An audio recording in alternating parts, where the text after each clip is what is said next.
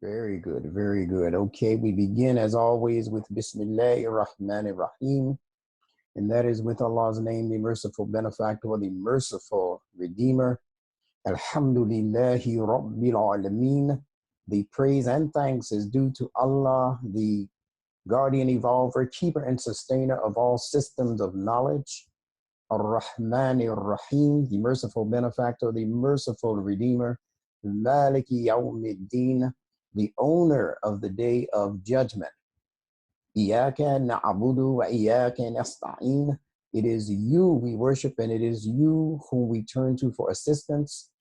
Ihdina as-sirata al-mustaqim. Guide us along the straight path.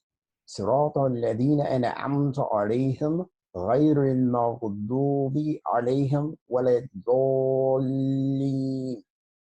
The path upon those whom you have bestowed your civilizing grace, not of those who have incurred anger, nor of those who have gone way astray. And we say Sadaqallahul Azim in recognition of the power, the powerful statement that is being made in support of truth. So we're thankful to Allah subhanahu wa ta'ala for this opportunity to address you again for what turns out to be the last in a series of classes relegated to semester number 2. And we look forward to the beginnings of semester number 3, starting on Tuesday, July 10th, I believe it is. Many of you have already gotten straight what needs to be done in order to register for the 3rd semester, which is going to be a big step forward. I'm just letting you know ahead of time in terms of the information that you're going to have to manage. It's going to require a little bit more shoulder to the wheel, let's call it, than what we may have been getting or been used to, but nevertheless, it's going to be what it is we need in order to stay current with the language and logic of Imam W.D. Muhammad and where it's intended to go. Let me start my little recording device and we'll jump right into the lesson for today, inshallah. So I begin once again with Assalamu alaikum, and that is the peace obligates you all. You are on mute, but you can unmute yourself in the event that you need to ask a quick question or make a quick comment. We're here for this final installment of semester number 2's University Online Learning course. I thank all of you so much for your participation and for all that you have contributed to this class in terms of information, in terms of your time, your attention, and your interest. And it has truly been somewhat of a 21st century miracle when you think about what other African Americans are doing, maybe even around this same time of evening across the country, watching sports games or listening to just frivolous kinds of things, music, and nothing that involves the development of the intellect and the fine-tuning of the human sensitivities. So we're thankful to Allah that He has awakened us to this opportunity and we intend to take full advantage of it. We're here on this 28th night of June 2018. We begin with Allah's signature, and that is the merciful benefactor, the merciful redeemer. We're going to be talking tonight about Imam W.D. Muhammad's explanation of the 3 levels of the human soul. The 3 levels of the human soul, and we're going to begin this discourse by discussing the NuNetic values in terms of the meanings of each one of these 3 letters that form the Arabic word nafs. And those letters are nun, fa, sin. Again, we're discussing Imam W.D. Muhammad's explanation of the 3 levels of the human soul. And I'm bringing you much of his commentary related to the 3 levels of the soul because of his unique perspective when it comes to his insight into Qur'anic Arabiya or Qur'anic Arabic words and phrases. So again, this word nafs is a combination of the Arabic letters nun, which is the N, fa, which is the F, and the sin, which is the S.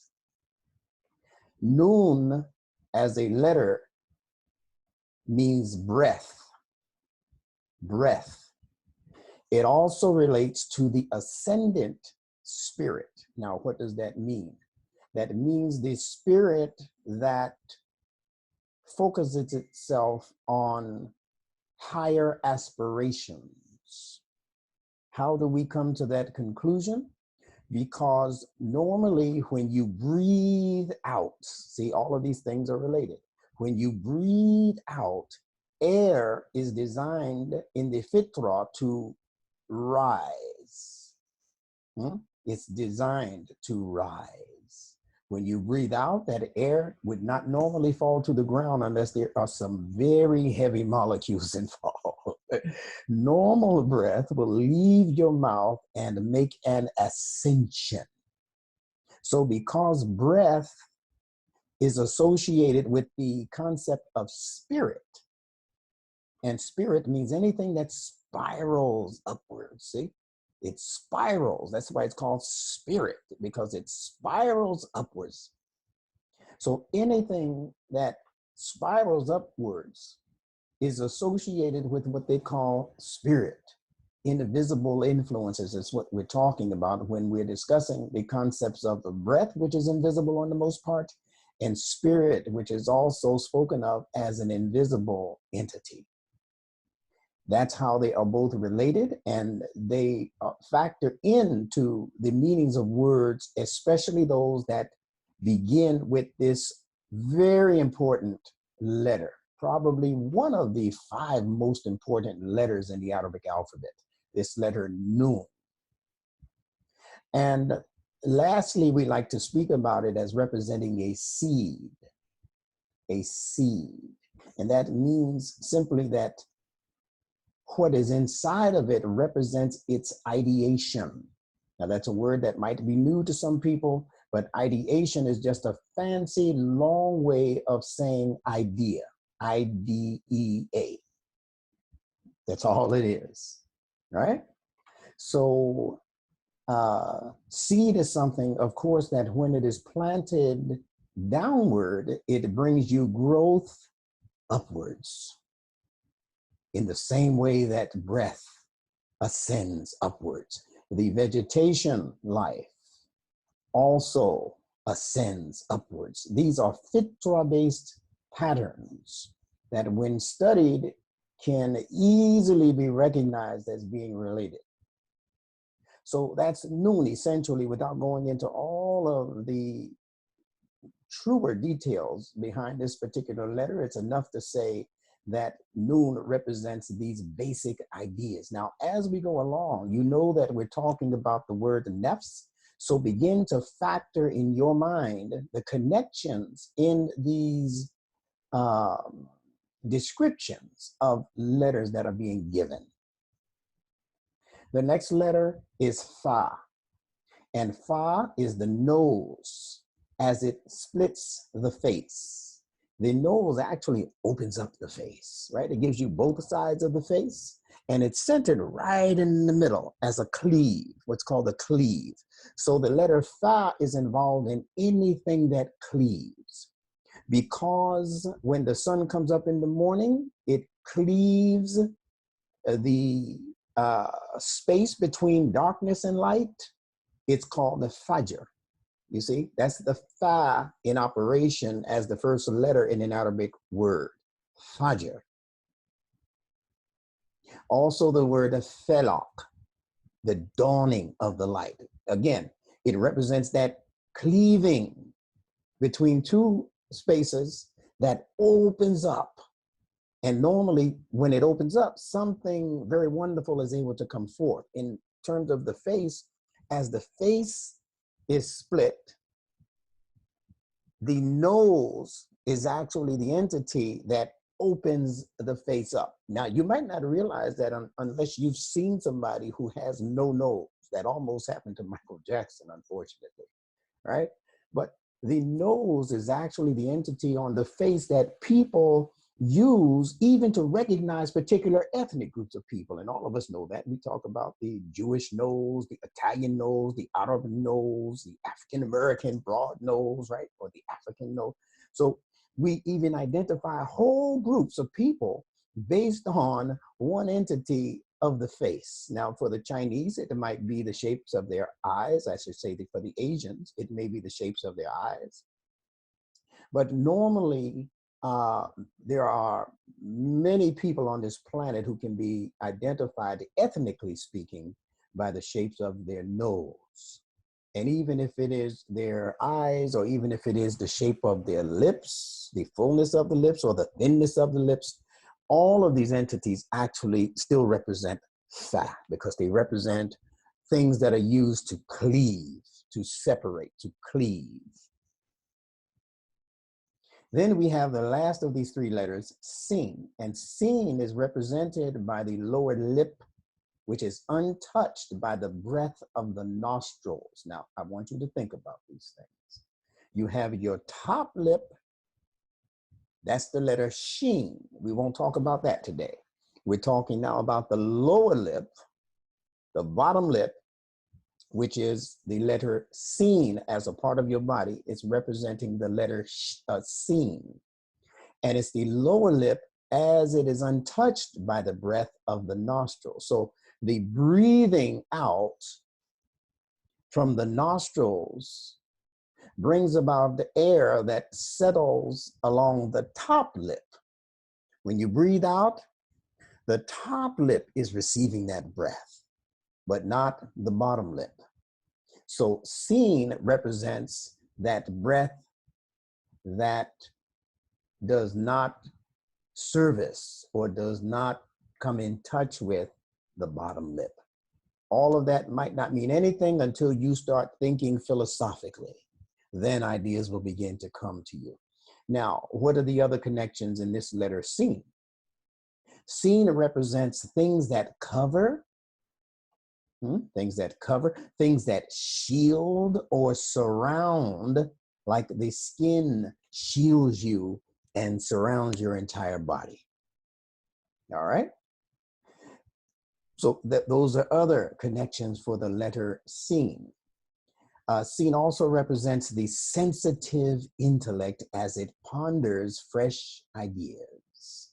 Now, I know you're hearing some new expressions from those that you may have in your NuNetics book.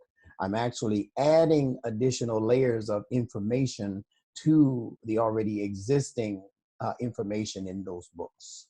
Because the intellect is also sensitive, and because the intellect serves the purpose that the bottom lip, if you understand its role, especially in the mastication of food, when food goes into the mouth, the teeth go into operation, and the bottom lip is the part that moves, not the top lip. The bottom lip is involved in the mastication of the food. So because it is involved in the process of breaking down food, and it is the very visible aspect of the mouth as it is chewing food in order to digest food, the eating and chewing and diminishing of the food into the system is also indicative of how the intellect operates. See, on the abstract level, what does the intellect do with information? It does the exact thing, same thing with information that the teeth and the assistance of that bottom jaw is doing with food. So the intellect likes to chew on things, right? But when we say it's chewing on something, we mean that you're thinking about something, you're pondering something. And most of the time when you're thinking of something over and over again, it's because it's a fresh idea, just like it's fresh food going into the system. You don't necessarily eat regurgitated food. You know, we're not cows, we're human beings. We like our food fresh. This is the first time. You know, some of us don't even care for leftovers. You know, it has to be cooked freshly or picked freshly or whatever the case might be, because that's a human proclivity to want to introduce food into the body that is fresh. All right. So This letter seen represents those things that can fall also. Just like when the lip is chewing, it is also falling, right? It comes from a high position, and when it goes up and down, it's falling. So you're going to find that this letter seen is attached also to words in the Quran that have to do with things that come from a high position and become diminished down to a lower position. One of the words that we've dealt with in the past is the word from Surah Teen, safilin, asfala safilin, right? That the human being becomes diminished down to the lowest of the low. And that word for low, safilin, right? Beginning with the seen, because seen also represents those things that become diminished. And they become diminished because they can also be made to be superficial, like the skin. See, your skin covers your entire body. Your skin is the first line of identification. When people see you, they know that you're either of African origin or European origin or Asian origin or whatever the case might be. But that's superficial. Just like I made the mistake of saying Chinese when it could have been any Asian who has those particular kinds of eyes. But that's a superficial description of the Asian population. Just like to say dark-skinned people is superficial when it comes to describing people of African descent, because there are some people on the continent of India who are much darker skinned than the average person on the African continent. Some people in India are what we call blue black. That's a real black skin, right? Sometimes even straight hair or wavy hair and aquiline features in terms of their nose and lips. But as far as their skin is concerned, very, very black. So the skin is a superficial identification for people and for other things. So seen is all of that. So I'm giving you these things, or attempting to do so, in the detail that I'm giving it to you, because I want you to associate these meanings for each and every one of these three letters with how the soul operates. See, this is what Allah wants you to know by giving us these words that are combinations of these letters and these fitra-based ideas, so that as we examine each and every one of these letters in detail, minute detail even, you're going to find out that you can apply each and every one of these fitra-connected meanings into the whole conceptual framework, or what Imam Muhammad called conceptual wholeness of this picture that nafs, in this case, is presenting to us. So we've already gotten the idea of breath and spirit and ideation, life that comes out of that particular organism. We got the idea of something that splits, separates, causes a cleaving, so that within the cleaving, other things can protrude or come out or grow or develop. All of this is the soul. And also we're talking about the way that the bottom lip protrudes downward, the way that the skin surrounds the body and protects the body. All of these things are activities operating in the human soul. Bear that in mind. And also the fact that skin, as you get older, can even fall, right? We call it sagging skin. Not to be confused with the sagging jeans a lot of our young people are wearing, right? We're talking about the sagging of the skin when it begins to lose certain vital nutrients necessary for the tightness of the skin. So all of that is factoring into the condition that Allah built into the human soul. All right, now we're going to move on with some rapidity. So put your thinking caps on. As a note, we want to say that all words in Arabic that contain the nun fa or the NF have to do with breathing. So when you go into your Lane's lexicon, go to where the letters begin with nun and then fa as a middle letter.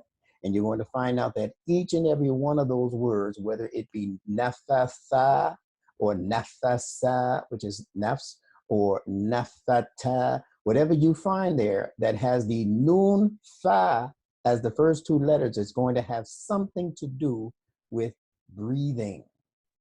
All right, so that should let you know that the soul spoken of in the Quran as the nafs is also a description of what I call the breathing intellect, because seen has as one of its meanings also the sensitive intellect.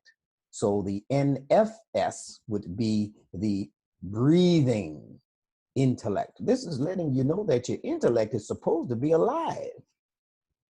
Your intellect is supposed to be active. It's supposed to be alert.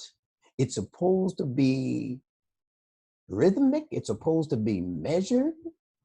It's supposed to be all of the things that come along with the breathing from the nostrils, breathing out of the nostrils. That's connected to what also? It's connected to your lungs. You see all of the different connections you can begin to make in describing the nafs. It's supposed to be connected to your heartbeat, your blood flow. All of these things are connected to the idea of breathing, right? When you get overexcited, what do they tell you to do?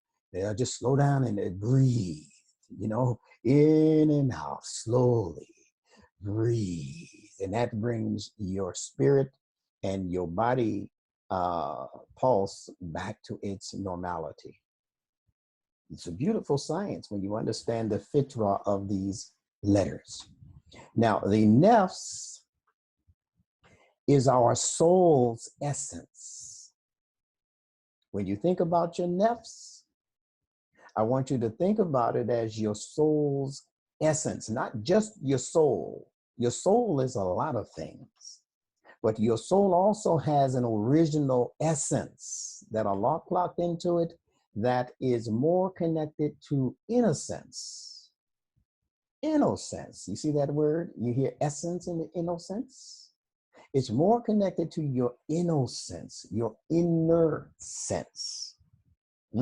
Those original proclivities that Allah clocked into you while you were a developing embryo and then a fetus within the womb of your mother's system.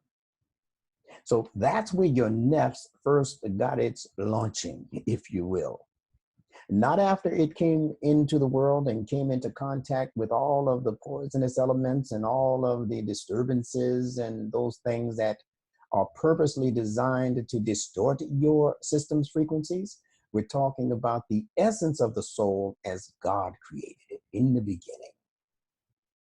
That's your nafs. It represents the purity of the nascent personality as it was delivered from the womb of its mother before being influenced by the spirit or spirits of this world. The nafs is capable of reproducing ideas and breathing freshness into stale projects and even into the stale emotionality of others. So in other words, if you understand the science of how your nafs operates, you can actually use that science to positively manipulate others who may be under the influence of a heavier burden, let's put it that way. Ideas that are beating them down, emotional states that cause depression. Yeah, we have to learn to become the kind of counselors who use our spiritual capabilities and capacities in order to bring healing and advancement to others whose nafs are in bad repair.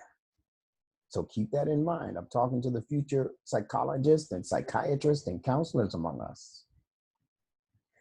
The ultimate object influenced by the nafs is the human intellect itself. And that intellect is best situated when it is at peace, which is the highest level of the soul's development. Is called el-mutma'inna. We'll discuss that.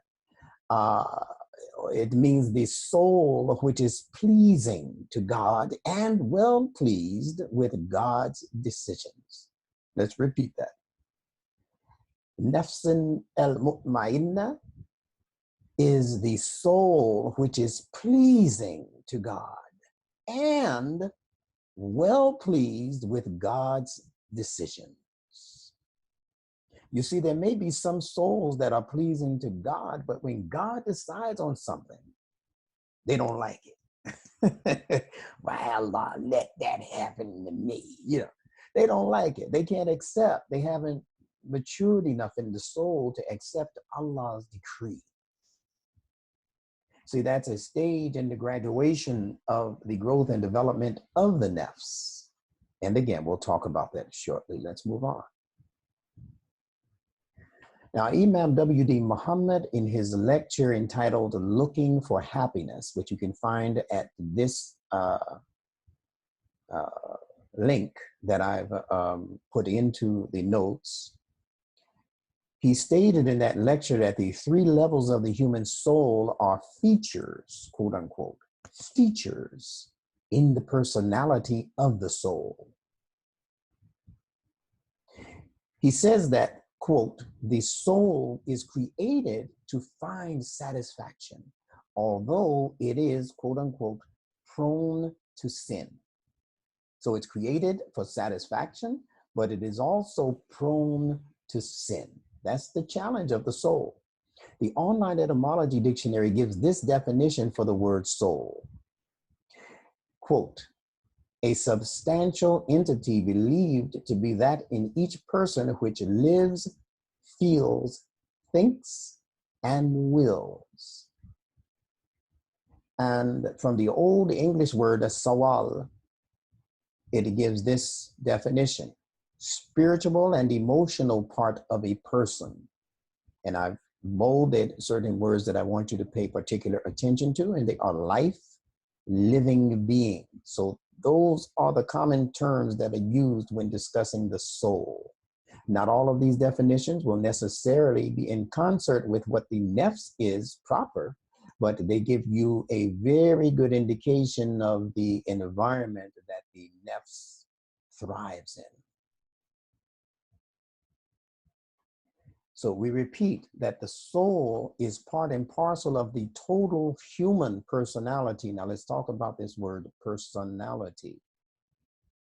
The word person means per, which means by way of, and son, which is from the word sonari, which means sound. It's also where we get the word sonar, as you can see, which means sound. So the human being is fundamentally a creation of sound. And it was Imam W.D. Muhammad that first brought to our attention in 1975 that man means mind, and he also said that words make people. What are words? Sounds, frequencies, anything that brings a message to your mind. That's the description that he gave us for the word. So it's not just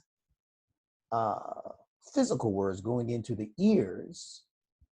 It's any message that comes in contact with any of your 5 basic senses.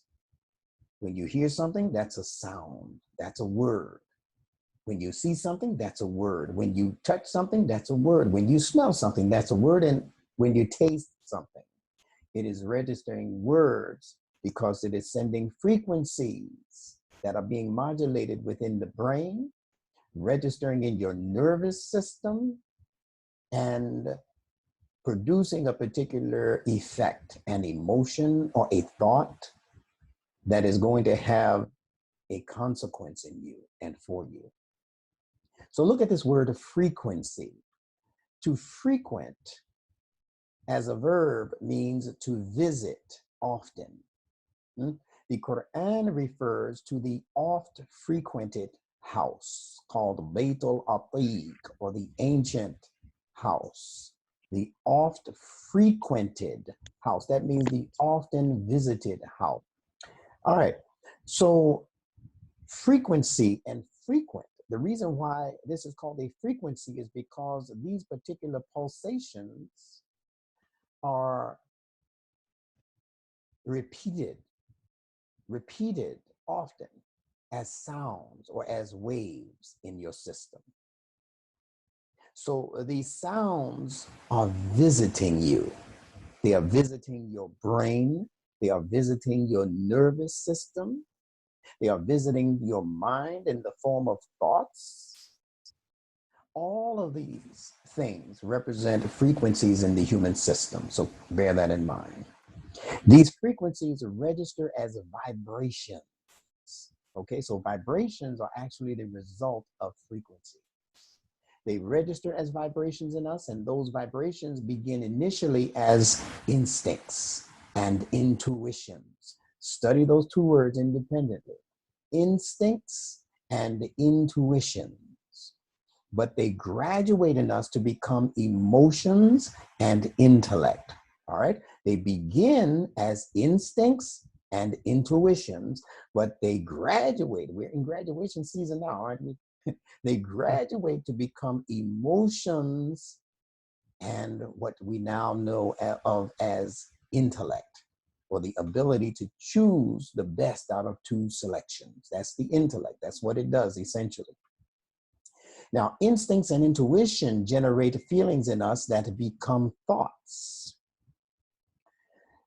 which go on to create emotions and more rational decision-making in the intellect. Don't worry about all of the fancy talk. You go back into your notes and the replay and you work that out on your own very, very slowly. Study each and every one of those words that are being given, and you're going to be given a tremendous gift from Allah for your diligence. Instincts and intuition are a part of our native intelligence. And by now, you all should know that intelligence is different than intellect. Intelligence is the internal communication coming from the gens or the genes, right? It's the internal telling or communication coming from where? The genes. So this is information, if you will, that has been clocked into our DNA, RNA genetic package. By who? Your teacher? No. Your parents? No. By Allah, your creator, El Khaliq.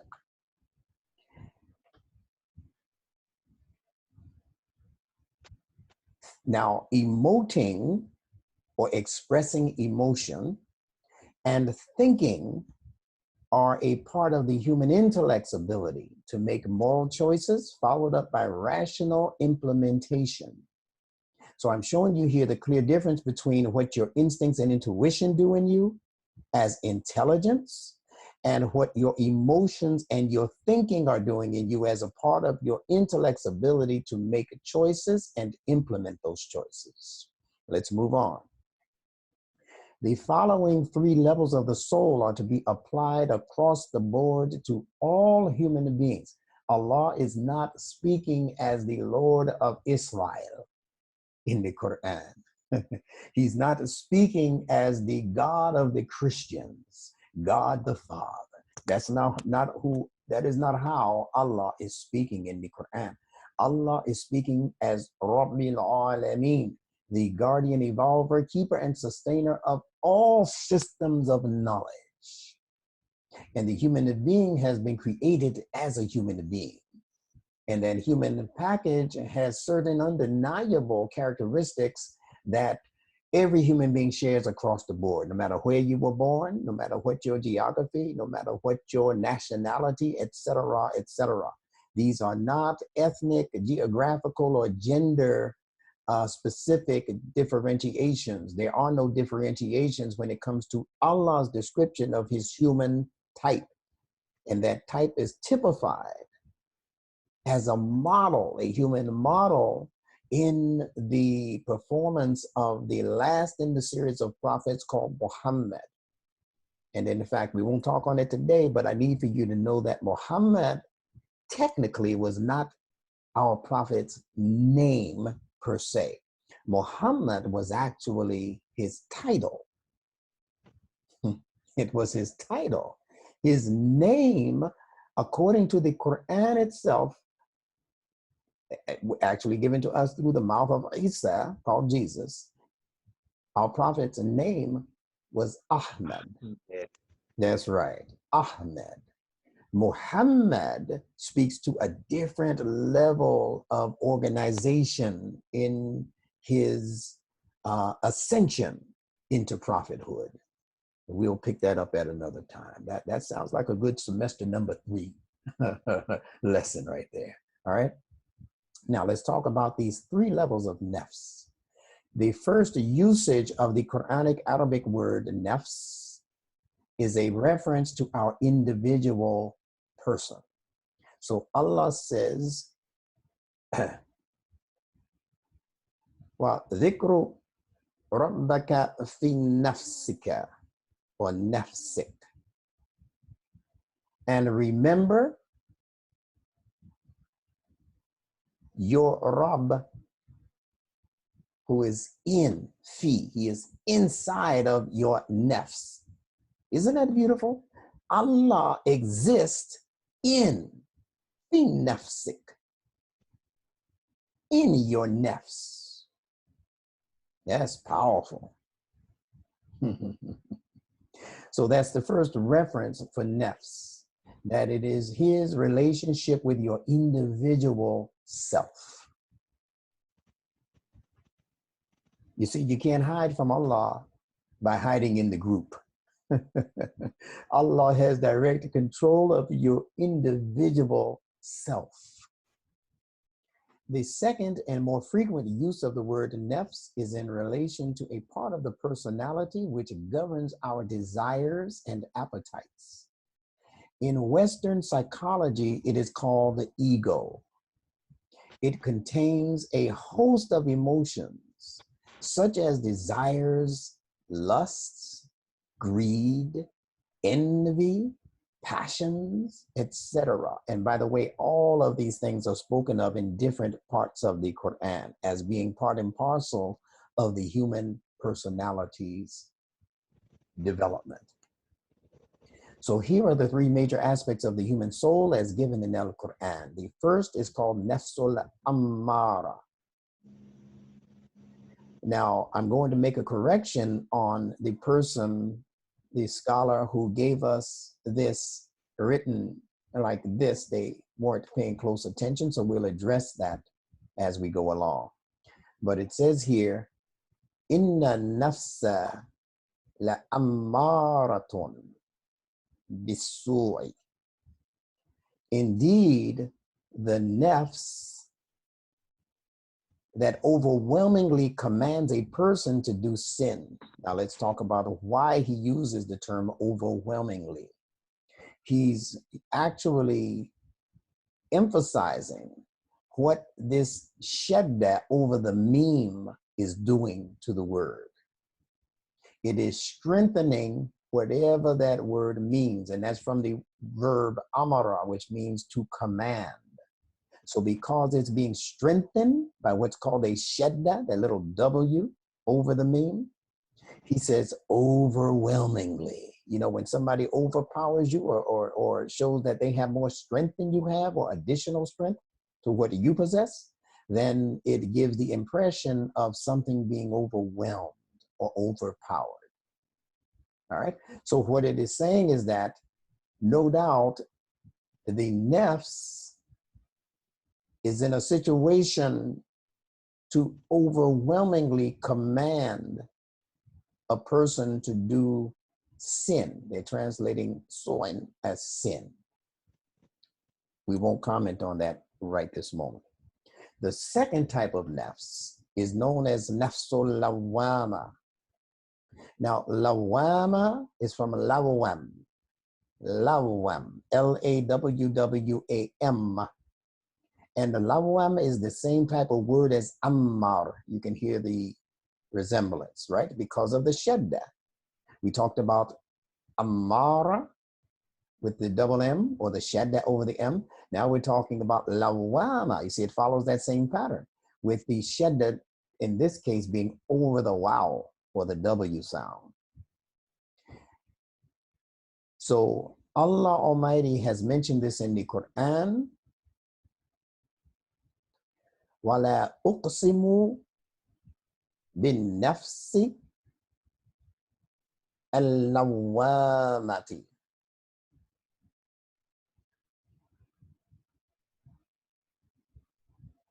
So you're seeing the word lawama here. And we're going to give a description, a thorough description of lawama in just a moment. The third way this word has been used in the Quran is nafsul mutma'inna. Nafsul mutma'inna. And to save time, we're just going to read this translation. To the righteous, it will be said, "O reassured soul." That's how he's translating el mutma'inna.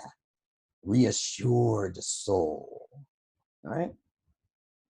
Return to your Lord. Return to your Lord. Illa rabbika radiyata maradiyata. Right. Well pleased and pleasing to him, meaning Allah subhanahu wa ta'ala. All right. So, oh, you soul. Now listen how Allah is saying this. He says, Ya ayyuhan nafsu. Ya ayyuhan nafsu. The very fact that Allah is saying ya, and the ya is the last letter in the Arabic letter system, which means it completes the system.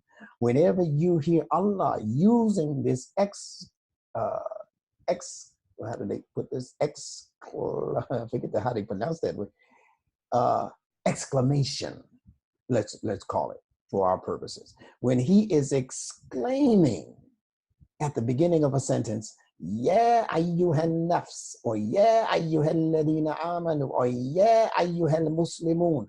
Wherever you see ya, it means Allah is speaking not to a part of you, but Allah is speaking to an issue that is going to affect your entire being. In the same way that ya concludes the alphabet and there's no more to be said about that particular system, when Allah says yeah and goes on to make a statement after that, the statement after that is designed to include remedies for maladies that are affecting your entire system.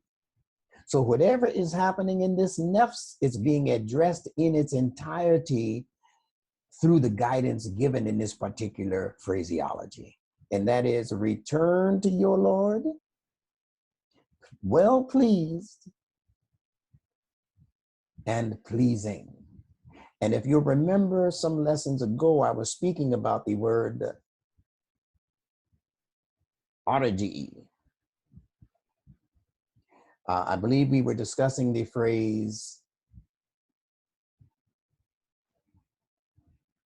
inna lillahi wa inna ilayhi raji'un. Raji, right? Raja'a, which means essentially to return. But when you understand what these combinations of consonants mean, essentially, you'll understand right away what you are returning to.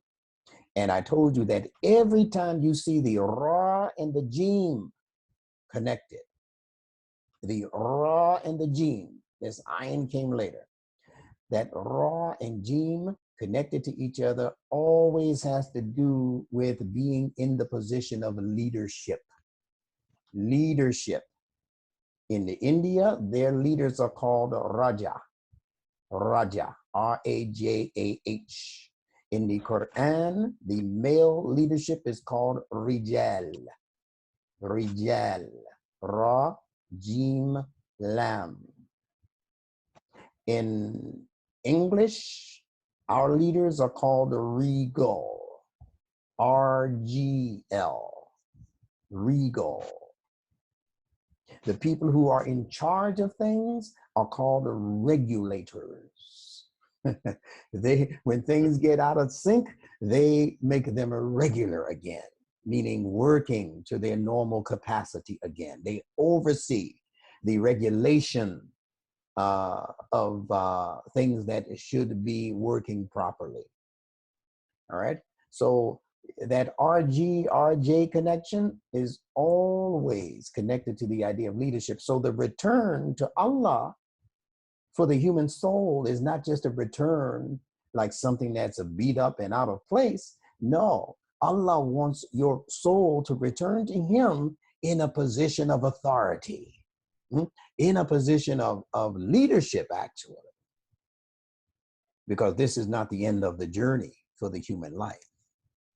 There's a lot more as an objective for the human soul and its capacity to experience. So when Allah wants that soul to return, He wants it to return in good repair, is the point. All right. And that good repair is when Allah is pleased with that nafs, and when that nafs is pleasing to Allah. My goodness. Yes. Let us continue. Now, here's my commentary mixed in with Imam Muhammad's commentary.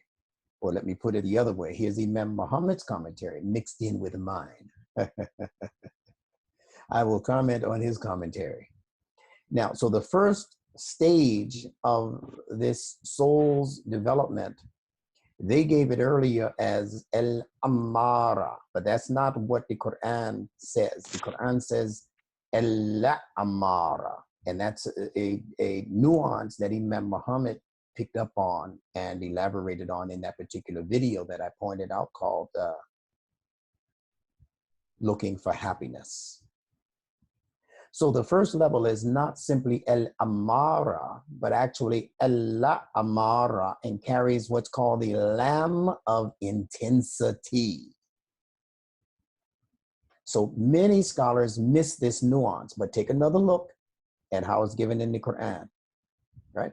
Inna, without doubt, and nafsa, the nafs, la, see, that's the lam of intensity right there. La ammaratun. You see it? It's not just ammaratun, it is la ammaratun. Now that little lamb is not the same one that Mary was carrying around. This lamb is much more intense than that little lamb that Mary was said to be carrying around. And this letter lam denotes authority. Remember now what the letter lam means in the letter system. It represents the shepherd's hook. It represents first and foremost your human tongue and its ability to communicate. Assalamu alaikum. Alaikum assalam. I'm listening. Can you hear me? Can you hear me? Did I lose my connection? If you can hear me, raise your hand. Okay. So it sounds as though I've lost my connection. Yes, I can hear you. Can you hear me? You keep breaking up. Okay. All right. Well, when that happens, I need to know that right away. I can hear you. All right. But I need to know if I start breaking up at any point. We don't want minutes and minutes to go by and people are not really hearing what's being said. Okay. The last thing that was heard was Mary had a little, well, you know. Yeah, Mary had a little lamb. Its fleece was white as snow. All right, so we're all on the same page. Okay. Thank you. So I'll try to hold my microphone a little closer. And again, that's why I independently record these sessions also. Thank you for that, though. All right, now if I fall off the radar at any time because my computer is registering that I have a low internet signal for some reason. I'm not seeing that on my screen, but nevertheless, that's the message. So let's pray that Allah bless us to last for this second hour without a hitch. Thank you. All right, so you can see very clearly that there's a lamb here prior to Ammaratun. Okay, and that little lamb, it's a little lamb, but it's more intense than the one that Mary was carrying, as I was mentioning. And lamb represents the tongue, but it also represents the shepherd's hook that is used by the shepherd to guide the sheep into the proper direction and out of the way of danger. So lamb denotes authority on the part of the person carrying it. It denotes direction. because the shepherd is pointing in a particular direction with the shepherd's hook or shepherd's goad, as it's called. He's communicating with the sheep by way of that lamb. It represents belonging to, because he can take the hook end of that shepherd's hook and pull the sheep towards him as his property. And it also represents the final destination. When I point that hook in a particular direction that I want my sheep to follow in, then I'm pointing to them to where I want them to eventually end up. Now, take all of what was just said in that little but very powerfully intense description of the letter lamb and apply it to where Allah put it in this sentence.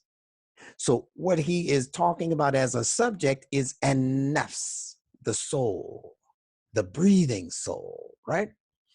And now you already know that the word amara has been intensified because of the additional meme given in the shedda over the meme. So it is not amaraton, it is amaraton. Amaraton. The meme is already strengthening the meaning of that word, and that word means to command. It's from the same root as the word amir, commander. So it's already intensified with the double meme, but Allah puts an additional intensifier by adding that little lamb at the beginning. I'm going to show you another place in the Quran where he uses this same technique. Wal asr, all of us know it. Wal asr, inna linsana la fi khusr. See that la fi khusr? He didn't have to use la. He could have just said inna linsana fi khusr. That certainly humanity is in loss. But because he added the lamb of intensity, it means surely humanity is drowning in loss, inescapably lost.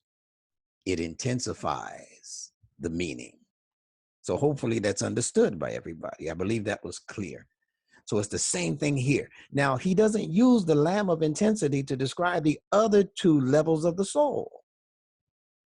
So that means that because this particular instance of the usage of the lamb is singular in this respect, you should be paying extra added attention to why Allah put it there. As a good student of the Quran and of language, pay attention to nuances, pay attention to peculiarities, things that are peculiar, that are seemingly out of place, or even seemingly unnecessary. It's already intensified with the shadda, but Allah made it triply intense by adding the lamb of intensity. Now, let's go to, by attaching this lamb of intensity to the word amara, it suggests a perpetual commanding. See, the meme over the shadda over the meme in amara already means something that is perpetual and consistent and even redundant, something that's happening over and over again. So the soul is being commanded in this regard over and over again, to the point where that command with each repetition is becoming stronger and stronger. That's what the shadda is adding to the word. But when this lamb of intensity is added and you begin to associate these other meanings that we just described, authority, direction, communication, belonging to, and final destination, when you factor that into what that lamb is doing to the word amara, which is already intense, you can see very clearly that Allah is saying that this particular level of the soul is the one that is going to get you if you're not careful. This is the one that is going to direct you, is going to have authority over your life. It's going to be the main source of communication to your intellect if you're not careful. It's going to possess you. It's going to make you belong to it. And it's going to urge you on to your final destination, which in many cases might end up being the hellfire, Allah forbid. But if we give ourselves over to be directed by this particular aspect of the lower self, as they call it, the nafs al-ammara, nafs al-ammara, then this is the one that is going to have the most consequential impact on the human soul. That's deep when you understand it. So Imam Muhammad calls this the insisting soul. You ever see folks go into the bar and one of them is semi-depressed and his friend says, listen, have a drink on me. No, I don't. Listen, I insist. You see that? And they don't let you get out of it, right? I insist. Take this. Take these pills. They'll do you wonders, man, for your condition. No, I've never done. Listen, I insist. You see? So that's a beautiful way of describing this particular level of the soul. Some would simply just say the commanding soul, and they would give it a lot of negative connotation. But Allah didn't create anything evil. Allah created things to be neutral. And depending on the choices you make is what is going to eventually determine the good or the bad consequences of what Allah created in you, based on your disposition to it. So as I mentioned, yes. I'm sorry. I'll wait till you finish that thought. Okay. And amir, which is from the same root word, amara, is a commander. And a commander insists that his crew do things his way. See, that's what this part of your soul is suggesting to you. Say, no, no, no. You see that fine girl there? You see that handsome guy there? I insist that you go introduce yourself, even though you're married. It's not standing up and whipping you into doing it, but it is strongly suggesting, to the point where you can misconstrue it as a direct command. And it will become a command if you don't take charge over it. All right. So that's what this aspect of the soul is. When it is allowed to be in charge, it becomes your commander. Yes, ma'am, I'm listening. I don't know if this is relative or not, but when we're told to be still, and we talk about meditation, I think we talked about meditation last week or yes, ma'am, we did. Before. And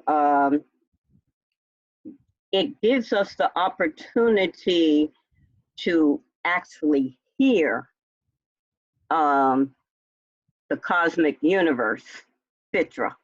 We can hear the sounds and the frequencies that are coming through the universe.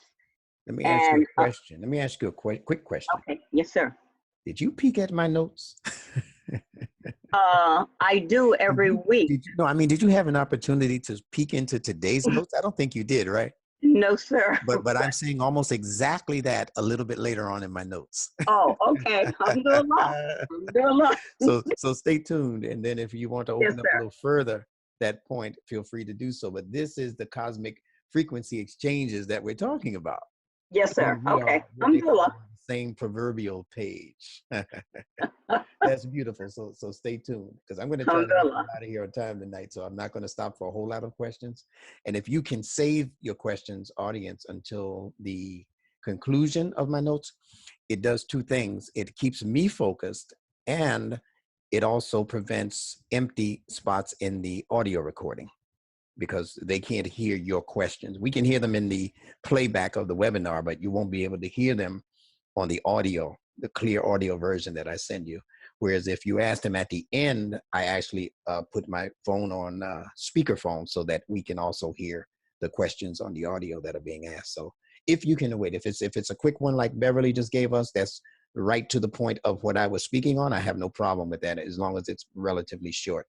But it's interesting to me that she would ask about something that I'm actually commenting on in just a minute in the notes. That's a wonderful thing. That's Allah in charge. So continuing, all three levels of the nafs are proclivities. Now don't be afraid of these big words. Proclivities just means that you lean in that direction. You know, when Allah speaks about the deen of al-fitra being Hanifa, and we said that Hanifa means to lean in the right direction or to lean towards the light. That means that the human being and the human soul itself has a natural proclivity for giving itself to the direction from which light emanates or from which light comes from and directs us towards. Your human nervous system itself is really light coded. It's coded systems of light. That's what nerve means. They get it from the Qur'anic word nar. Not nar, that's fire. Nur. But fire also. There's fire in your system also. But your nerves are light codes, and they got the word nerve from nur, which means light. Let's move on. So these three levels of the nafs are proclivities in us. However, this first level that we've been discussing, amara, is more than just a leaning. It is a tendency. See, you may have a proclivity towards a thing, but very often that proclivity can turn into a tendency. That's a little bit stronger than a proclivity. Tendency means that when given an opportunity, that proclivity is going to stretch beyond bounds in order to satisfy its quest. So anytime you see the TN or TEN in an English word, or the TN, even in an Arabic word, it represents something that can be hypothetically stretched out of bounds, out of its normal shape. You know what a tendon is. And if you've overstretched one, you really know what a tendon is. You know what tension is. And Allah says that He created the human being from teen. See? T-E-E-N. Dal Nun. So that automatically tells me, without the dictionary's interference in my thought process, it tells me, knowing that the T sound and the N sound together represents something that can stretch. If I say attention, I want you to stretch your mind away from wherever it was and put that attention on me. When I get to the number 10, I have stretched the numeral system beyond 0 to 9. And now I'm ready to make it, to take it beyond the normal 0 through 9 framework. So 10 is always involved in stretching something beyond its borders, beyond its boundaries. Look up words that begin with T-E-N or T-I-N. You know what 10 is. You can shape it, mold it, stretch it. All right. And there are many other words that give that same significance in that TN selection of even English words, but also Arabic words. Look them up. Now. Assalamu alaikum. Alaikum assalam. Is that word proclivity associated with the word proclaim also? No. Oh. Proclivity, if you take the pro off, you know, pro means for something, right? Okay, yeah, that's so we're talking the CLV or CLF connection. Okay. Right? Or even CLB, you know, V, whatever you can interchange it with, that's your word grouping, but not CLM. That's different. Proclaim. Okay. All right? Okay, yeah. Okay, so there were, as you just said that cleft, the word we was talking about with nose, cleft, Yes, something that came to mind, but that's right. alhamdulillah. That's right. And you know, people talk about sticking your nose into other people's business. Yeah, That's your yes. nose leaning in the wrong direction. Yes. just as a proclivity. Yes, sir. Yes, sir. All right. Yes, sir. Alhamdulillah. Thank you for that. All right. So doing so, stretching beyond the bounds, can result in extreme tension within the now oppressed soul. So when the soul gives in to negative tendencies, that is the beginning of the oppression of the nafs. Your soul does not need to be shaped by tendencies. Your soul needs to be influenced by positive proclivities or leanings, as long as those leanings are in the proper directions. Let's move on. So Allah is telling us that this primary and intensified level of low instinctive desires commands called al-amara or la-amara, if they are repeatedly obeyed. That's what the shadda over the meme is telling you, that it's being repeated over and over again. That command in you, that command towards the lower levels of desire in you. If those commands are repeated, it will affect our very soul's development and can lead the soul towards eventual and possibly even irreversible damage.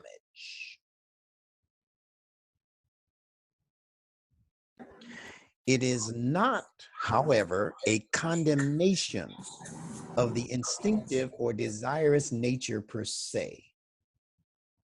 You see, so there are Muslim scholars who paint this particular level of the soul, as I mentioned earlier, as being something evil. No, Allah has not created anything evil.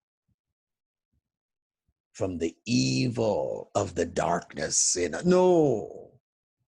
Min shari ma khalaq, from the evil of what he created. No, Allah has not created evil. Shar is not evil. Thank Allah for Imam Waratul bin Muhammad, who was the first that I heard to explain this word shar as latent harm. The harm that can come into existence based on your approach to that created thing. And you know that a little bitty bird can cause you harm if you approach it in the improper way. You approach it as though you're going to threaten it or threaten its existence, threaten its life, or harm it. That little bitty bird will aim straight for your jugular vein or your Adam's apple or that bird knows where to go and he'll be there before you blink, because Allah put that in his fitrah to protect himself. But you can't say that little bitty bird is evil because it attacked you back. No, Allah has not created anything to be evil in and of itself, but there is latent harm even in standing in the sunshine too long. All of us know that. All right? All right, let's go on. Assalamu alaikum. Alaikum assalam. This is Amina from Oakland. Mm-hmm. I had a question regarding the nafs al-amara. Yes. When we spoke about a few classes back about the triune brain, the part of the reptilian brain. Yes. And how that we supposed to, if I'm understanding it right, choosing to fight or flight in a circumstance to where we have to think instinctively. Mm-hmm. How does that connect to nafs and amara? Let me ask you a question. Sure. Did you have any opportunity to peek into tonight's notes like Beverly did? Did y'all conspire together? How did you tap into my notes? I'm just following the, this is Allah talking to me. Now, if y'all don't believe by now that Allah has connected us frequency-wise, then I don't know what else to tell you. But, Alhamdulillah. and I can't fake it because I'm not typing. So you know, if you run into it, it was already there. So just pay attention, all Yeah. right? Okay. Okay. This is, Alhamdulillah. if you understood how beautiful what is happening tonight as a last night for this semester's classes, how it is, you'll know that Allah loves us. That's the conclusion that I'm coming to. Allah just loves us, and He's proving it. He's proving it. Every class, He's proving it, and tonight He's putting the icing on the cake, if you will. All right, so here we go. Now, so don't be fooled or bamboozled into thinking that the nafs al-amara is something bad. The nafs amara, nafs al-amara, is just to be cautioned. When you add the la of intensity is when it can be something extremely harmful, because it, based on your repetitive attention to those low desires, it can drive you into a brick wall if you're not careful. But that's still not evil per se. That's you and me not paying attention. Is you just jump in line and follow the Pied Piper. Well, you got to break the hypnotic, influence over you and get out of the line. It's that simple. So Allah only speaks ill of this level of the soul when it becomes the primary object given to the soul as a final goal for its existence. This would make the nafs and ilahun, or a god besides God, which is forbidden for us to do. See, so when you give that kind of over attention, when you make it a tendency in the intellect to entertain, see, entertain, right? That level of desire in the soul, which is actually based, as Amina is alluding to, in the whole effort in your triune brain to keep you safe and to keep you here, materially speaking. So you have to desire those material things that are designed to keep you here. But there's a point where survival ends and the luxurious living begins. So you need food, yeah, but do you need all of that food when there are people in the world maybe next door to you, barely making it? You see?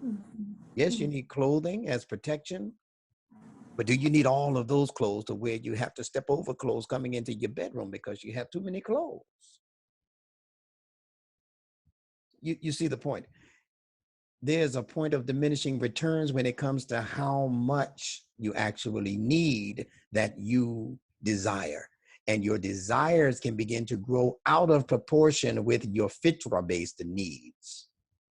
And when that does, and you begin to pay that kind of inordinate attention to the things that you desire, then those desires become entertainment on one level and can even grow from being ilwun to becoming ilahun.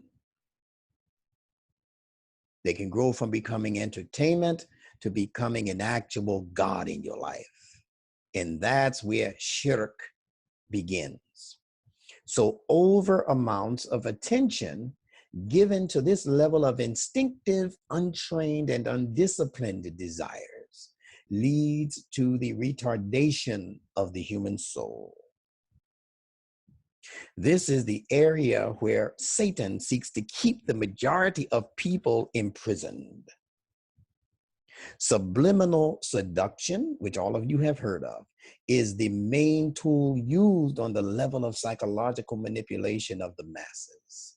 So keep that word in your vocabulary. Subliminal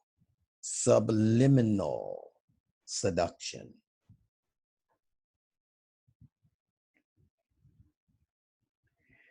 Now we're going to have some fun with words. The word desire, D-E-S-I-R-E, means what? To sire, S-I-R-E. And sire, as you know, means to father. Goodness, how did they come up with this? Sire means to father. Therefore, desire means to take away the father, which is an esoteric way of saying to take away the protecting influence. I hope y'all are reading this and absorbing this. Desire means to remove or to take away the sire, the protecting influence. That's what the father is. He's the protecting influence in the household. The king is called sire because he's the protecting and ruling influence in the society or in the kingdom. Take the king away, you're going to have mayhem. Take the father away, you're going to have certain things happen because the family does not have the same level of protection. So what it is saying is that when you desire a thing, when taken to the extreme, you're actually removing yourself from within the precincts of protection. Your desires are doing that to you. Now look at this. The period where the sun is beginning to set is called Asr. And therefore, Asr means the same thing as desire. See, sire, you can hear the word Asr being related to sire. You hear that SR sound. It's just that Asr has given it an Ain in the beginning, and Ain means not. Just like an Aleph can mean not. It negates what comes after it. So Asr means not sur, not sur. Desire means not sire. You see how that's being put together? So the sun is king. You've seen them give the sun a corona, right? The sun is king and is being taken away while Asr. So look at what happens to the kingdom. Innal insana la fi khusr.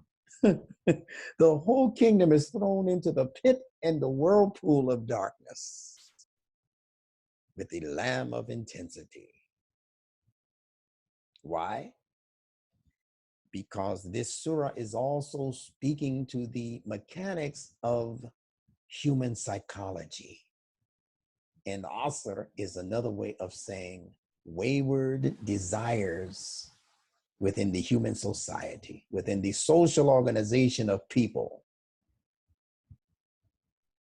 When the light goes out on intelligence, when the light goes out on the guidance necessary to develop the intellect properly,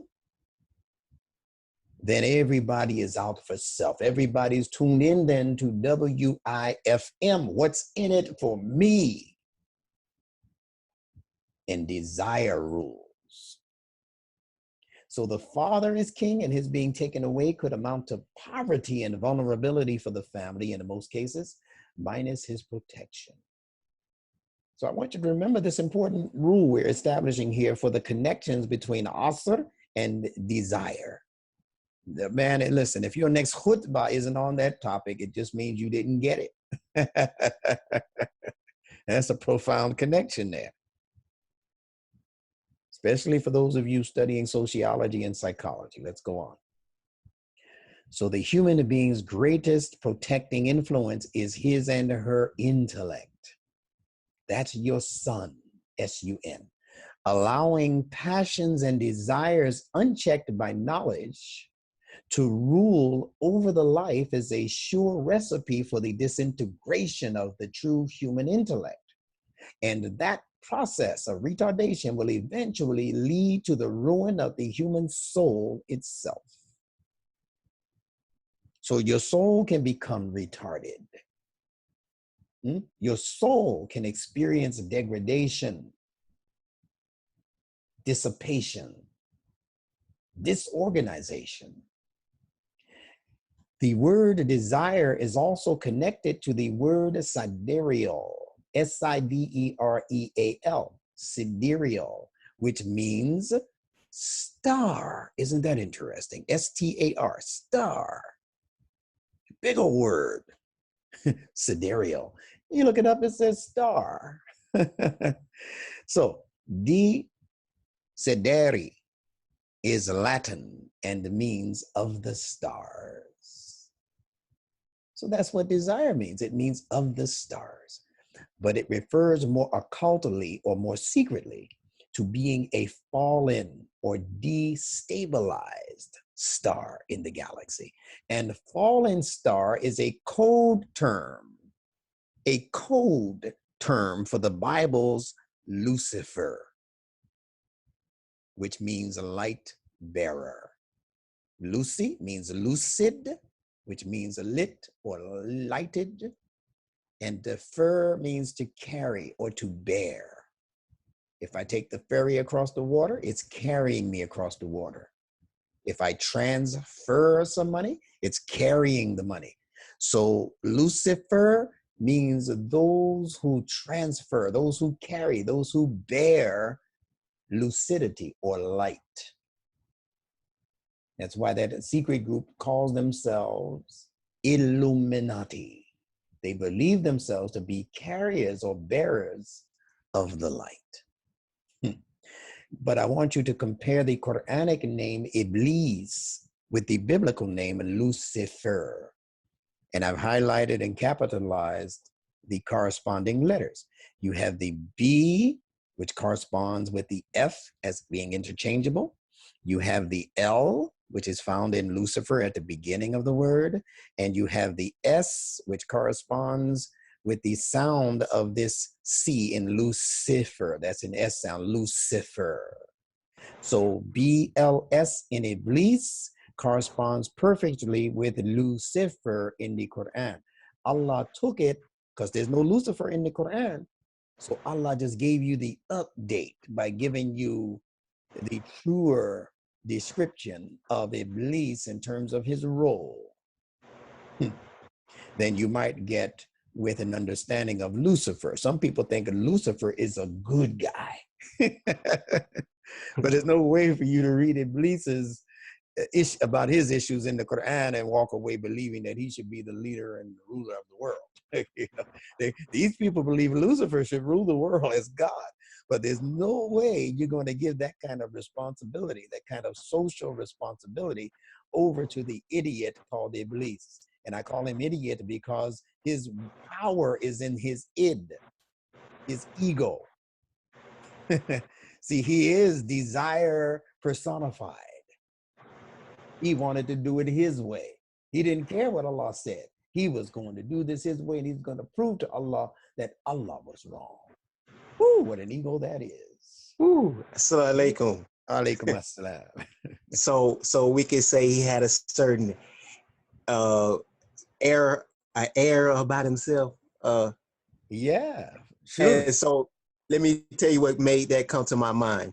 Last weekend, me and my youth group, we were cleaning up the neighborhood and we were picking up a lot of plastic. And I said, $5 is going to go to the first kid that can tell me why is plastic dangerous for the environment. And the first one who pulled it up on his phone, he said because he read it out that plastic is toxic from beginning to end and it pollutes the environment. Yes. And I said, wow. I said, I wanted to go into NuNetics, saying when I got home, I looked up plastic and I saw Iblis. I saw the word I made the connection. Then I went into the Bible and saw this Lucifer. Plastic. That's yes. right. Yes, sir. And I saw Lucifer and when I went to the Bible. That's right. So you got Lucifer in the plastic, you got Iblis in the plastic, and the Temptations, one of my favorite groups of all times, came up with a song in the 70s, I believe, or 80s called Plastic Man. And man, that song was Iblis all over, trying to get over any way he can. So that what I was trying to make what I was trying to get to the point of, you know, they say, oh, they have a certain air. He has a certain air about it. Right. He has a certain Is air. that kind of related to Iblis? Can we say that? Remember, it's related to the nafs in general, because we started out saying that the noon represents breath. Yes. And breath is dependent on air, correct? Yes. So certainly there can be an air about someone, which is not necessarily going to be the true image of that person. He may be putting on an air, right? Yes. Yeah. Yes. So it definitely falls within the category of descriptions appropriate for both Lucifer and Iblis as they're depicted in scripture, for sure. Yes, because the Bible also says he's the prince of the air. That's right. That's right. It speaks of Satan as being the prince of the air. Yes. In other words, he's the emir. That's what see, so it shows you that he's operating on the level of amara. Yes. All right, uncontrollable desires. Let me get through this and just be disciplined. Now, jot your questions down. We'll get back to them. I just don't want these long of silence in the recording. Yes. Control your air. Breathe. All right. So listen, I'm determined to get through this on time, inshallah. All right. So Hollywood, let's go to Hollywood. Hollywood is playing on this name, Lucifer, the fallen star, right? Because that's what he's referred to in Christianity, the falling star. He fell from heaven like lightning. All right. Hollywood is playing on this name when they call their popular ones stars. And when they make them drop to their knees, I don't know if you noticed that, but when they put their handprints in the mud at the Hollywood Walk of Fame, they have to drop to their knees in order to do it. That's right. So it's a symbolic display of the action of falling stars. And the very fact that they're depicting them as falling stars means that they're casting them all as Lucifer. I hope y'all understand what I'm saying. All right, let's move on. Now, because the popular drawing of a star is given 5 points, it also came to represent the human being's 5 senses, which when dumbed down, right? When the senses have fallen, they're also experiencing a diminishing effect when falling from a high level of intellectual discretion to the low level of uncontrolled passions and desires. When the intellect is awake, there's discretion, there's a rational insight into what's being said and done. But when the intellect has fallen, when those 5 senses become falling stars, then the only thing in control is the falling star, which is typified in that word desire. Sidereal. Desideri. Falling star. Let's move on. So number 2, the second level of the soul, al-lawwama. Al-lawwama. The second level of the soul is nafs al-lawwama, which refers to what Imam Muhammad called the critical soul. Now you'll hear the other scholars call it the blameworthy soul or the blaming soul, which is cool, but critical is actually a better choice in my opinion. This is an aspect of the soul's motivations that would lead to sin if it were not for God's mercy being in effect. In other words, it's the soul sometimes leaning or having a proclivity for doing something wrong, sometimes just out of mere curiosity. I wonder what it would be like to taste that, you know, to steal that, you know, to talk about that one, you know. I wonder what the soul can lean as a proclivity because it's curious like that, especially in children. But because Allah has placed his mercy in and around us at all times in the forms of his angels, which are frequency. Those angels are pulling us out of issues and problems and all kinds of stuff, sometimes death. We don't even realize it. Allah is saving us all day long from things that if we knew what they were, if we knew they were waiting for us in the lurch, we'd probably die just from a heart attack based on knowing those things. Allah surrounds us. I don't care how bad you think you're doing, Allah has still surrounded you with his mercy. And it's that second level of cognition in the soul called al-lawama, the critical soul, that is responsible for introducing glimpses of Allah's light related to his mercy. And when we recognize that mercy, it serves as a check for the morally inclined person. Not for the criminal, but for the morally inclined person. It becomes a check, thus allowing them an opportunity to begin making corrections on their thinking and behavior. Isn't that beautiful? That's beautiful. Let's look at what one of the scholars says about this particular term, al-lawama. He says, lawam here means to self-incriminate, to self-reproach, to have blame, to do mulamat of oneself. So this is that nafs that does sometimes bring a person to do sin, but then that nafs self-incriminates itself. It reproaches itself. It feels bad. It feels guilty. And then this guilt is supposed to increase so much so that the person leaves those sins because they feel so guilty about them.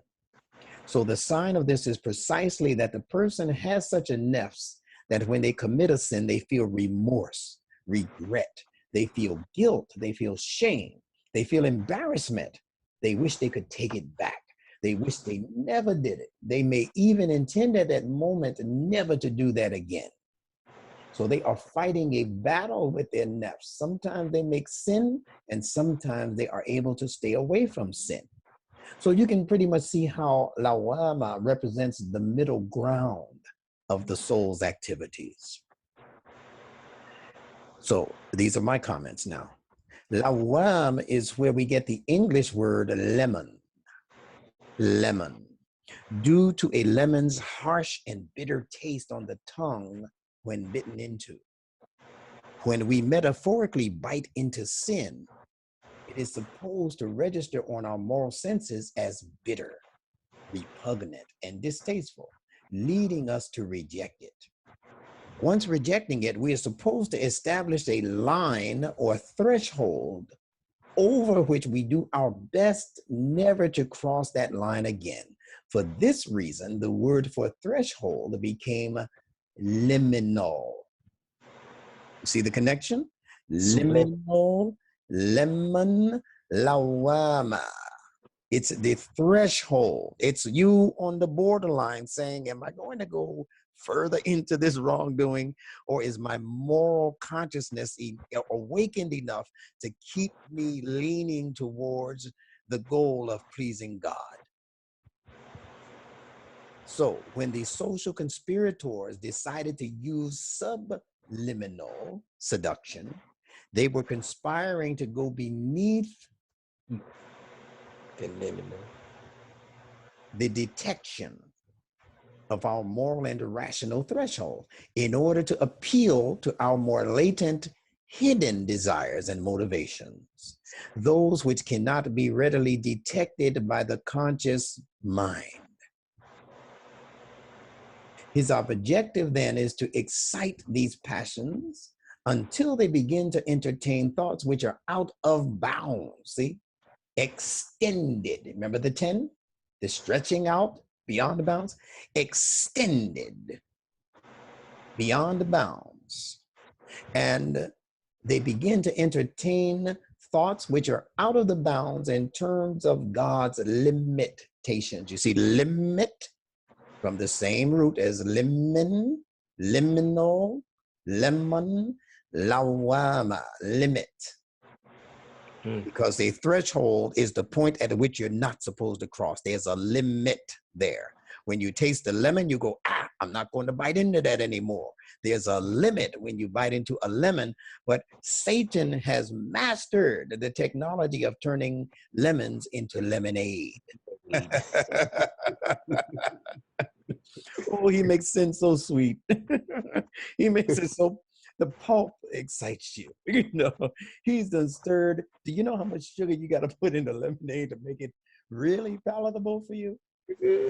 Yeah, man, he just stirring the sugar, just as Imam Muhammad called this American society the sugar diabetes society, because all of their concepts are designed to talk sweet talk to you. And they keep feeding you these sugary ideas until you die.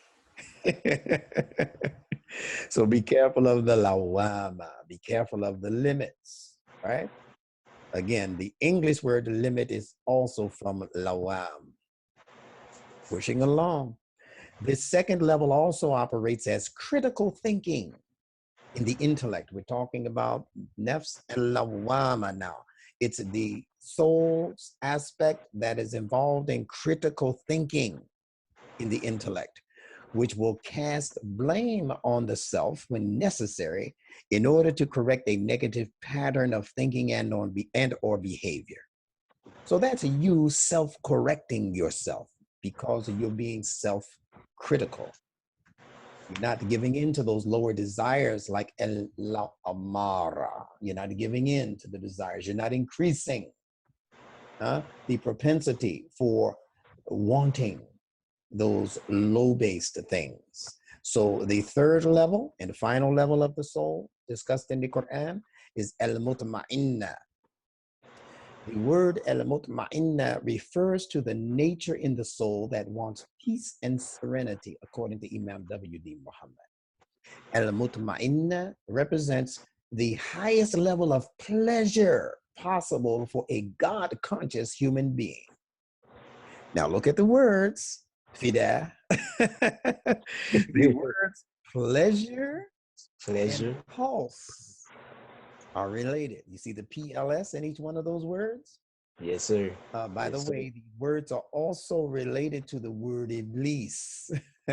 If you interchange P for B, then Iblis is also in the woodwork, lurking in the woodwork, so beware. So every pleasure has a pulse. See, if you had no pleasure, if there was nothing that gave you pleasure, you'd be dead. You'd be dead. Life is based on the pursuit of pleasure. Study the infant. Every pleasure has a pulse, and every pulse can be normalized, lowered, or accelerated, right? Truth, called el-haq, which also means purpose, is designed to bring the ultimate peace and the pleasure recognized by your creator. So the key is knowing your purpose. You cannot reach this high level of the soul satisfaction with itself and with its creator. You cannot reach that level until you understand your purpose. This is why people are still in a flux. People who have good hearts, noble ambitions, but they are not clear on what their human purpose is. So that should be our search and our research. You won't know your purpose until you know the purpose of the human creation. And Allah, that purpose is to be his abd, to be his de facto slave, to be his servant, to live for his pleasure. When you live for Allah's pleasure and you learn to like it, my goodness, as Imam Muhammad said, I'm in heaven and nobody can disturb that heaven. See, that's al-mutma'inna. Concluding? That's beautiful. Alhamdulillah, it is. All three levels of the soul are actually working together in the same way that the three levels of your triune brain, Amina, are working together. They are doing so in order to graduate you by moving obstacles out of the way that are interfering with your growth and evolution. Let me repeat that. Just as you have 3 levels of the triune brain, the reptilian brain, the mammalian brain, and the neocortex brain. One doesn't shut off so the others can operate. They are all working simultaneously at different frequency rates, depending on which one is needed the most for the particular situation. But the point is that it's not reptilian brain and mammalian brain and neocortex. No, it's all 3 working together simultaneously to get you to where God wants you to go. In that same way, the 3 levels of the nafs, which are also connected to those 3 workings in the triune brain, if you understand it, and you won't understand it unless you study it. Just start making the connections like Amina was beginning to do, right? Yes. But I find that the 3 levels of the soul are not levels that turn on and off. Like, okay, I'm on El Amara right now, but okay, I'm above that now, so I don't need that level anymore. No, you need your desires. You just don't need for your desires to kowtow toward the lower end of the spectrum all of the time. When you're home with your spouse, you're home with your children, and you're having fun, and you want to feel good on the beach or at the party or whatever, the righteous party, well, go ahead and let your El Amara down. You know, the Temptations gave us that song too. Let your hair down. No work and all play makes Jack a dull boy, they said. You know, so there's a point in time. There's a situation and a circumstance under which the reptilian brain can be activated, under which the desirous nature of the soul can be safely activated and operated. They're operating simultaneously. However, you have to have the highest level of the brain, the neocortex, the decision maker, as well as the highest level of frequency operating in your soul, nafs mutmainna. You have to have those in charge. See, somebody has to be the amir. Somebody's got to be the one to say, hold up, stop, go, turn left, turn right, or get off the train. All right. And you have to do it with the number 1 interest in mind. And that interest is the pleasure of Allah. You have to learn to love what Allah loves, and you have to learn to dislike what Allah finds disagreeable for you.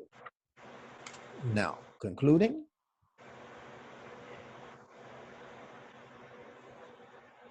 these levels are working together in order to graduate you, to evolve you upwards by moving obstacles out of the way that are interfering with your growth and evolution. That's Allah's mercy. You don't realize it. And the only reason we don't realize that Allah is every day, all day long, even in situations where we don't know He's doing it because it's invisible to us, He's moving obstacle after obstacle after obstacle out of the way of ourselves and our loved ones, because those obstacles are interfering with our evolution. He is Rabb, He's the guardian evolver, and He's doing that all of the time for all systems of knowledge. But if you're not listening, and I think this is where Beverly was headed, I believe it was Beverly. If you're not listening to that inner voice, you're going to miss the prompts. See? Allah has placed signals all around you. Those are also your guardian angels. And they come to you as prompts in the soul.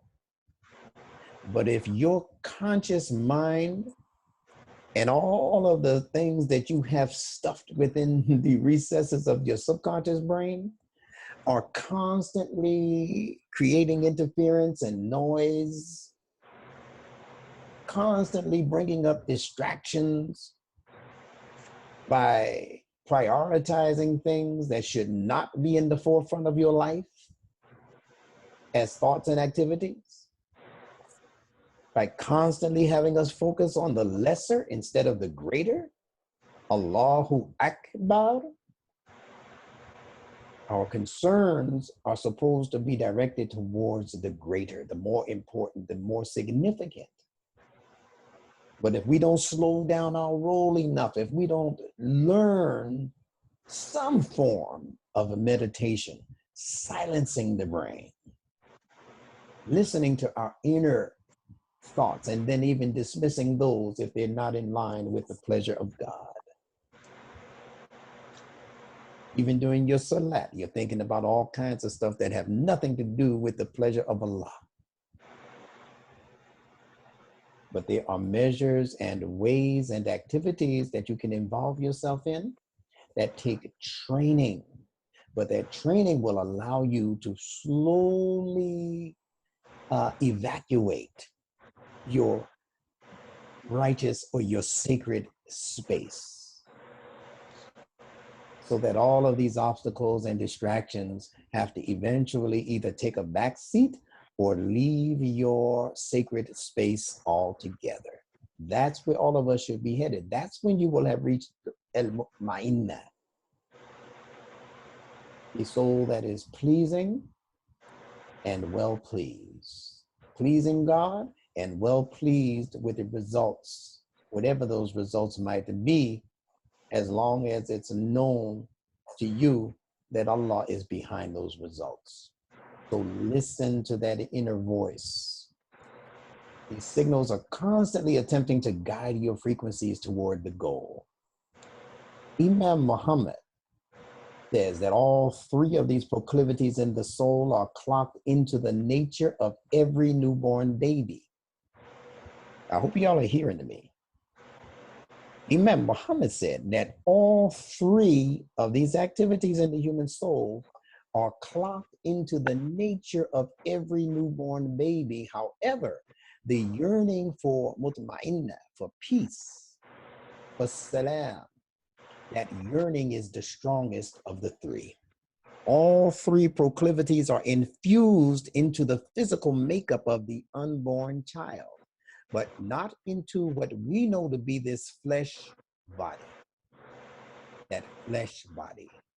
Human beings have various forms of physical existence, beginning with this carnal body that's born out of the wombs of our mothers, but extending also to what is called the torus field. We're going to be discussing these things in semester 3. T-O-R-U-S, you can beat me to the punch and look it up yourself. The torus field, and most of you have heard of your aura or the auric field, the auric body. These are bodies that have physical mass. And you know how you should know? Because if somebody comes up behind you and you don't see them, you can feel them, can't you? If you're sensitive to that. Now, some people have deadened their spirit so much that they couldn't tell if a gorilla was standing 3 inches behind them. You got some tuning up to do.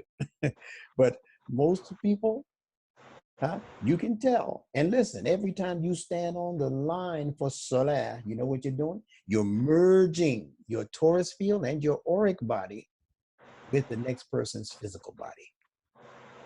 You, in effect, have become one. Wow. And if that oneness has been directed in its intention towards the pleasure of Allah, look at the powerful force that you represent. But because our minds are distracted during Salat and we're thinking about our grocery list and our mortgage payment and all of that, while the Imam is singing his heart out. So we're trying to figure out whether we're going to be late to pick the child up from school, and we're figuring out all of that. You know, what movie we're going to on the weekend, and we're staying in Salat, figuring out all of that, interfering with the process in which Salat was instituted in order to refine. It's to refine not only our physical fusing, but also the fusing of our toric field, torus field, as well as our auric field.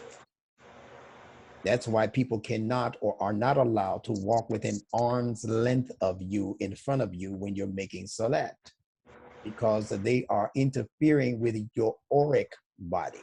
They're bumping into you and you don't even know it. It's beautiful when you understand it. So we're going to expand and expound upon this in semester 3, but I'll present this to you in the meantime.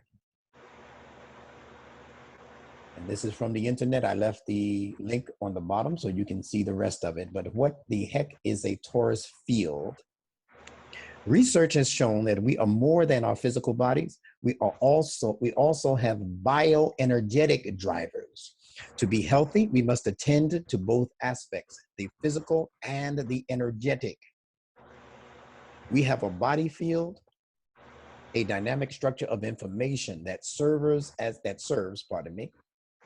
as a master control system for the physical body, and that's called the torus field. It's an energetic field. It's a part of the material creation.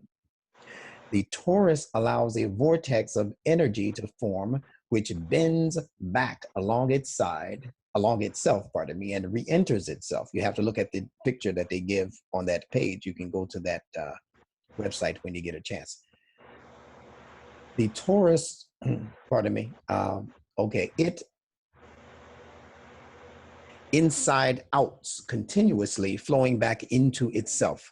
Thus, the energy of a torus is continually refreshing itself, continually influencing itself. Now, that might not tell you a whole lot, but when you see the picture and read the rest of the description, I believe you'll get it. So, mutma'inna, in my conclusion, represents, and this is my real conclusion, Mutma'inna represents an actual covenant. This is Imam Muhammad's word. It's an actual covenant, an agreement that is made between the soul and its maker, Allah, which allows the soul to systematically work towards establishing only those behaviors which are approved by God. Oh, how powerful and how beautiful that is. I got to repeat that. Mutma'inna represents an agreement that is made. You know, we made an agreement with Allah before we inhabited these flesh bodies, right? That's in the Quran. Am I not your Rabb? That was the agreement, right? So it's an actual covenant that is made between the soul and its Rabb, which allows the soul to systematically work towards establishing only those behaviors which are approved by Allah. So all other behaviors that we are consciously aware of as being deviant or being that which Allah would disapprove of, dislike, scorn, punish us for, we have trained ourselves, disciplined ourselves to stay away from those thoughts and behaviors. This is the ultimate state of what they call bliss. That word is also related to Iblis, so he can't be all that bad. This ultimate state of mutma'inna is known as bliss. Bliss. That one can experience in this life in anticipation of the ultimate peace and serenity to be enjoyed in the graduated life to come, called al-akhirah. So, you know, bliss and iblis and please or pleasure carry the same consonants as the Arabic word for dress. Who knows what it is? Libasa. Say it again, slow. Libasa.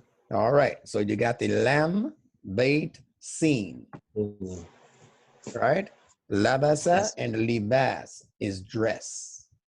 And the dressing is a protection against the elements. It's a protection against embarrassment, right? It's so many things when you understand what Allah says in the Quran concerning why he gave the human being dress. Wonderful. Well, all of those things have metaphorical value also, and they represent what bliss represents as a protection for the mutma'inna level of the human soul. So may Allah make us all worthy of such a continuation, coming out of this life and earning our place, if you will, and you have another PLS, right? Our place in what's called the life to come. But that life begins in this life. So we have to do those things necessary to make sure that this soul graduates from Ella Amara to Al-Lawama up to Al-Mutma'inna and into the pleasure of Allah subhanahu wa ta'ala. Assalamu alaikum. The peace obligates us all. Let's open up for questions. Alaikum assalam.